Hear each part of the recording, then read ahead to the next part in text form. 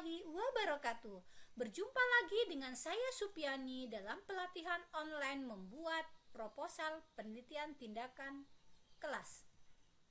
Bapak Ibu guru hebat seluruh Indonesia, pada pertemuan kita yang keempat pada malam hari ini yaitu membuat analisis, yaitu bagaimana kita melakukan refleksi. Sebenarnya untuk membuat proposal PTK kita cukup sampai di menyusun instrumen penelitian. Namun kenapa saya tambahkan materi membuat analisis ini? Harapannya proposal PTK yang sudah Bapak Ibu buat nantinya saat Bapak Ibu lakukan sebagai PTK, Bapak Ibu tidak kesusahan lagi. Bapak Ibu sudah paham bagaimana mengolah data dan menganalisanya serta melakukan refleksi. Baik, yang pertama aktivitas mengolah dan menafsirkan data. Jadi kalau pada penelitian tindakan kelas yang kita lakukan, jikalau Bapak Ibu ingin mengukur hasil belajar siswa, maka Bapak Ibu pastinya ya seperti kemarin kita sudah membuat instrumen berupa tes, lembar observasinya, kegiatannya itu bagaimana. Kalau misalnya dan mungkin data-data pendukung lainnya atau dokumentasi. Kemudian misalnya Bapak Ibu ingin mengukur motivasi belajarnya. Bapak Ibu pastinya perlu angket, Bapak Ibu pastinya perlu lembar observasi atau dokumen wawancara untuk mewawancarai bagaimana tanggapan siswa-siswi mengenai aktivitas yang Bapak Ibu lakukan. Jadi ada data, intinya instrumen-instrumen tersebut berguna untuk mengambil data yang akan kita gunakan dalam penelitian ini. Setelah alatnya didapatkan, kita akan mendapatkan data. Data-data inilah nanti yang akan kita olah dan kita tafsirkan. Pada pertemuan keempat ini, kita akan membahas itu. Bagaimana mengolah dan menafsirkan datanya. Kemudian ditambah nanti dengan merefleksikan. Jadi pertama kita mereduksi data. Mereduksi data itu artinya merangkum, memilih hal-hal yang pokok, memfokuskan pada hal-hal yang penting sesuai dengan apa yang mau kita butuhkan, sesuai dengan tema dan polanya. Dengan demikian data yang telah kita reduksi, yang telah kita ambil tadi akan memberikan gambaran yang lebih jelas dan mempermudah peneliti untuk melakukan pengumpulan data yang selanjutnya bisa mencarinya bila diperlukan. Dan yang kedua, setelah kita reduksi, kita menyajikan datanya. Setelah kita kumpulkan, kita sajikan datanya. Data kita harus kita organisir, dideskripsikan sehingga bisa memberikan makna. Boleh dalam bentuk narasi, boleh dalam bentuk grafik, boleh dalam bentuk tabel. Grafiknya boleh grafik grafik batang, boleh diagram lingkaran, boleh diagram garis, tapi biasanya kita gunakan diagram batang supaya kita mudah membacanya. Jadi seperti itu. Kemudian penarikan kesimpulan atau verifikasi. Karena biasanya kita mengamati hasil belajar kalau dalam PTK ataupun motivasi belajar siswa, maka kita menarik kesimpulannya dengan mudahnya tadi dari gambar tadi atau grafik tadi. Jadi seperti itu. Apakah ada peningkatan? Oh, ternyata siklus 1 UH-nya sekian, siklus 2 rata-ratanya sekian, siklus 3 misalnya sekian, terjadi peningkatan. Kan dari situ kita lihatnya. Oke, jadi ada penarikan kesimpulan atau verifikasi. Jadi untuk penarikan kesimpulan dan verifikasi akan memberikan kesimpulan terhadap hasil penafsiran dan evaluasi. Jadi bisa disimpulkan ini ada peningkatan atau belum ada peningkatan dari hasil yang tadi sudah dalam bentuk grafik atau tabel tadi bisa kita lihat. Jadi seperti itu. Kegiatan ini juga mencakup pencarian makna data serta pemberian penjelasan. Jadi boleh sudah kita tampilkan dalam tabel, kita tambahkan dengan grafik, kita tambahin tadi dengan narasi, kita deskripsikan. Ini datanya bagaimana. Jadi kalau orang-orang yang mungkin kurang paham membaca data dari tabel, karena ada deskripsi yang kita berikan, mereka akan lebih mudah memahaminya, akan mudah membacanya. Tapi kalau misalnya yang bacanya emang backgroundnya dari matematika, senang dengan data-data dalam bentuk gambar dan grafik, itu akan mudah saja membacanya. Tapi usahakan ada tabel, grafik, dan juga deskripsinya.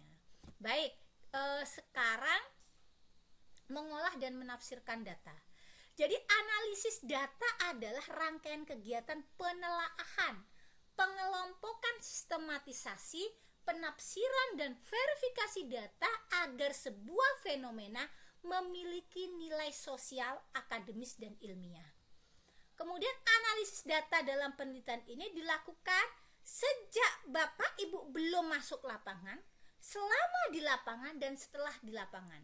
Jadi analisa datanya itu di ketiga tempat itu, sebelum, saat, dan sesudah.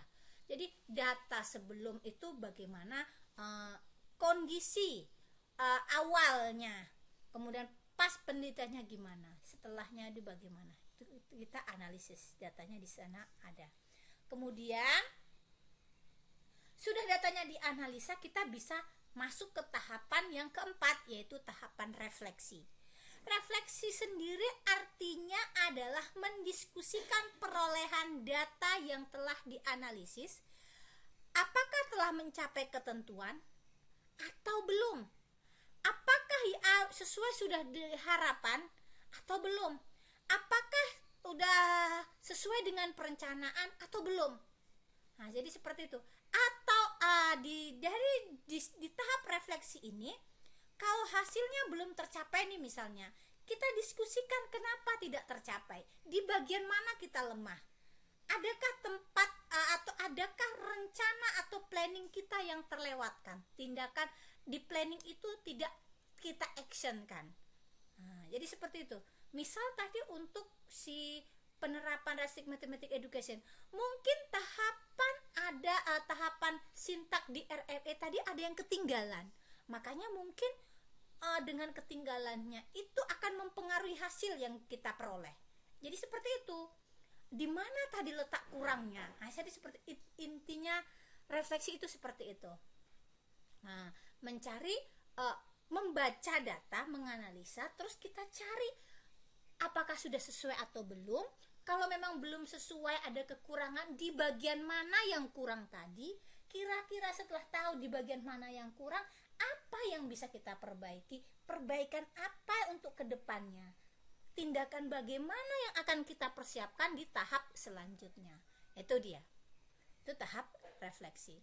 Jadi refleksi harus dimulai dengan menggunakan evaluasi proses pembelajaran dengan menganalisa data proses pembelajaran dan kemungkinan dampak terhadap hasil belajar yang tadi saya katakan.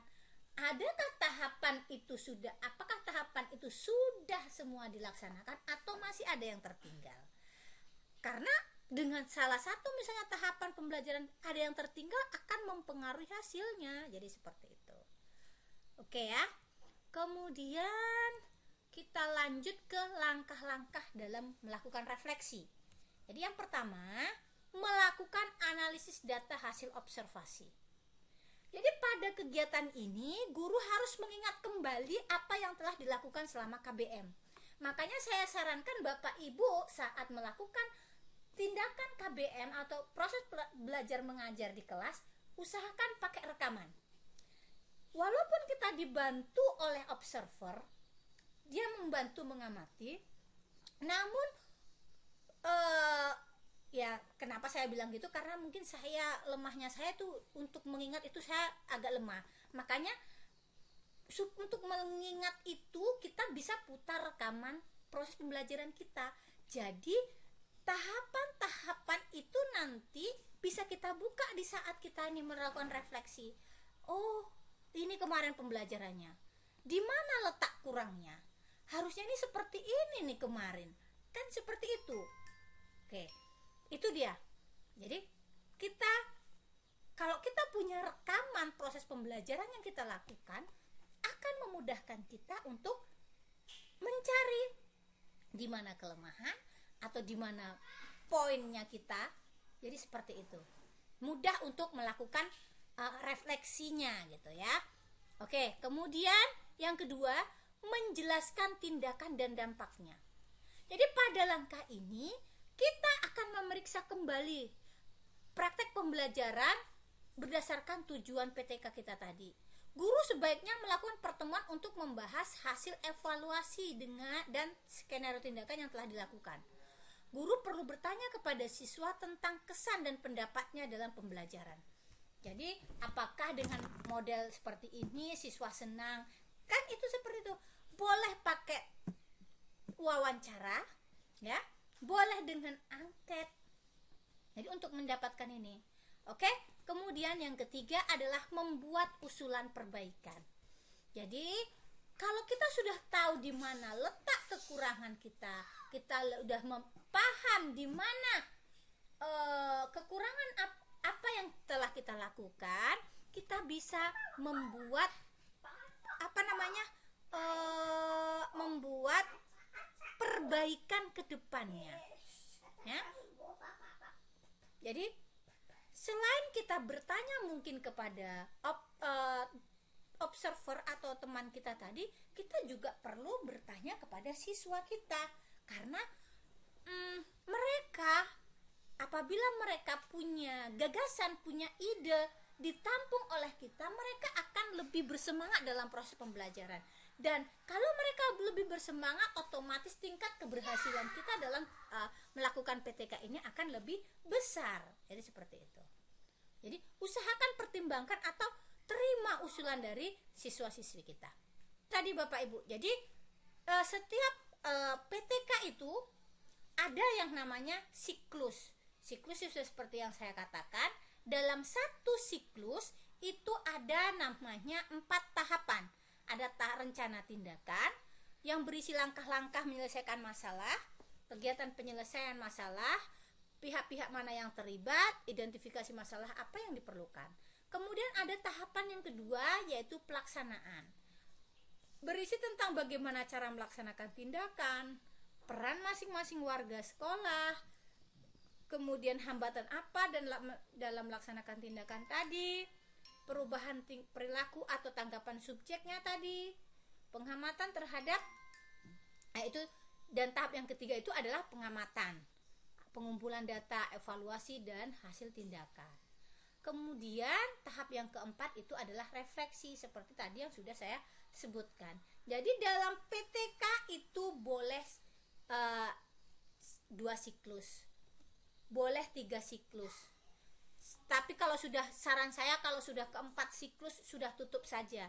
Jadi ingat Bapak Ibu, saat kita melakukan PTK hasilnya belum memuaskan, Bapak Ibu tidak usah galau, Bapak Ibu tidak usah ya sudah tutup saja. Mungkin tindakan yang kita lakukan kurang tepat sehingga hasilnya tidak ada peningkatan. Kalau Bapak Ibu lakukan sampai siklus keempat, kelima, saya rasa tidak akan mendapatkan hasil yang maksimal, tapi tenaga akan terbuang besar. Jadi itu tadi timbul pertanyaan selanjutnya, apakah kalau kita melakukan PTK dengan hasil yang tidak meningkat bisa kita laporkan? Bisa. Bapak Ibu jangan khawatir. Maka saya katakan tadi, sudah kalau 3 siklus tidak ada peningkatan, tutup saja. Ternyata dalam 3 siklus ini tidak terjadi peningkatan, udah berarti mungkin tindakan yang di penulis lakukan itu kurang tepat, sehingga perlu ada tindakan yang lainnya. Itu sudah bisa Bapak Ibu laporkan sebagai PTK Bapak Ibu dan bisa digunakan untuk kenaikan pangkat. Oke. Terima kasih atas atensi Bapak Ibu. Saya akhiri, wabillahi taufiq wal hidayah. Assalamualaikum warahmatullahi wabarakatuh.